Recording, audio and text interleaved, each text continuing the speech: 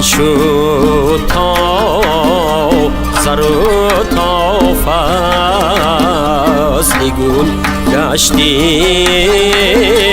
بهار آمده زی هر شاخه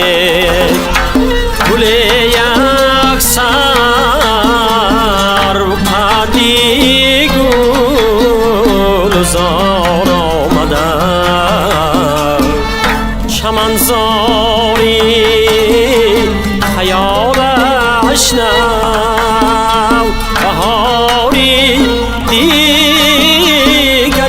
دارد دل از خود رفت چندانه که گلشن در کنار آمده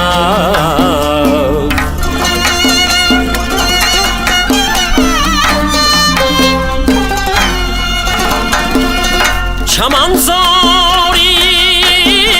خیالش نو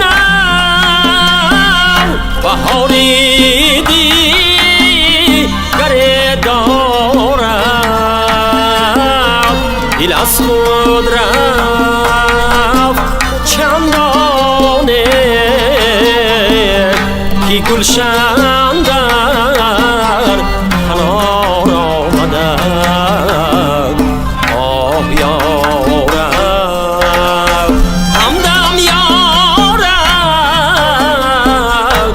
از جانی شما گردم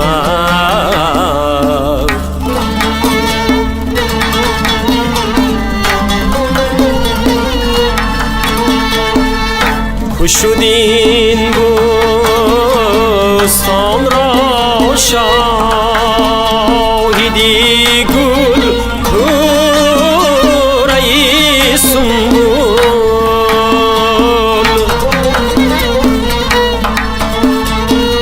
بیده ساقی قدح تغییر هنگامی بهار آمده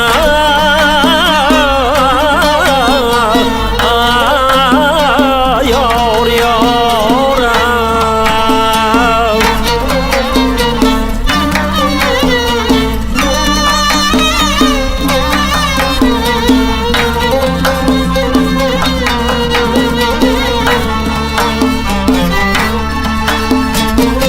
شدم نقشی قدم تا پای بوسی آن صنم گشتم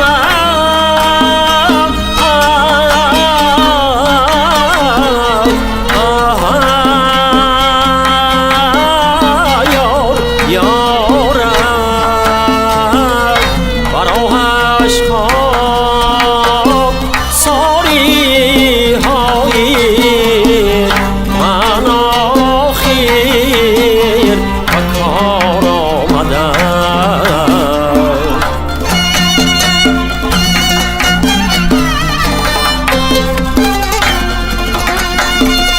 مبارک باد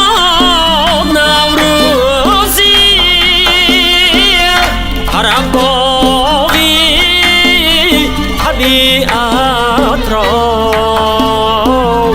گلی شادی